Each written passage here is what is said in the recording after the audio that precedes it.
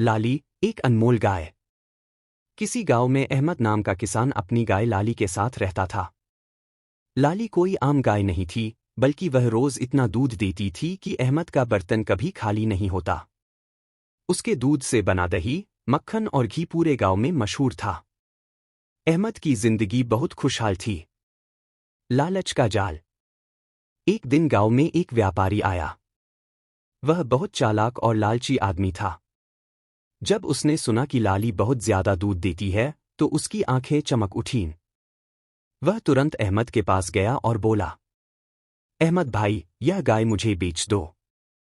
मैं तुम्हें सोने के 10 सिक्के दूंगा। अहमद मुस्कुराकर बोला, नहीं भाई, यह गाय मेरे लिए किसी खजाने से कम नहीं है। यह मेरे रोजगार का जरिया है, मैं इसे नहीं बेच सकता। व्यापारी ने लाली को पाने के लिए अहमद को मनाने की बहुत कोशिश की, लेकिन अहमद अपनी बात पर डटा रहा। जब व्यापारी को लगा कि अहमद नहीं मानेगा, तो उसने एक खतरनाक योजना बनाई। चोरी की कोशिश। रात में जब अहमद गहरी नींद में था, व्यापारी चुपके से उसके तबेले में घुसा। उसने धीरे से गाय की रस्सी खोली और उसे ले जाने लगा। मगर जैसे ही वह चलने लगा, लाली जोर से भौं भौं करने लगी, जैसे वह अहमद को जगाने की कोशिश कर रही हो। अहमद घबराकर जाग गया और बाहर आया।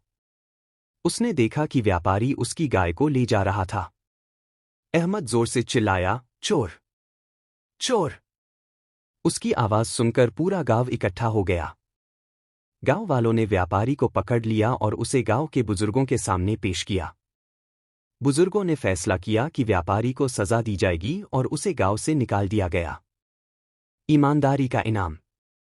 अहमद ने लाली के सिर पर हाथ फेरा और ईश्वर का धन्यवाद किया कि उसकी सबसे अनमोल चीज बच गई। अगले दिन लाली ने पहले से भी ज्यादा दूध दिया, जैसे कि वह अहमद की ईमानदारी का इनाम दे रही हो। सीख, जो चीज ईमानदारी से कमाई जाती है, वही असली दौलत होती है। लालच और बेईमानी का अंजाम हमेशा बुरा ही होता है।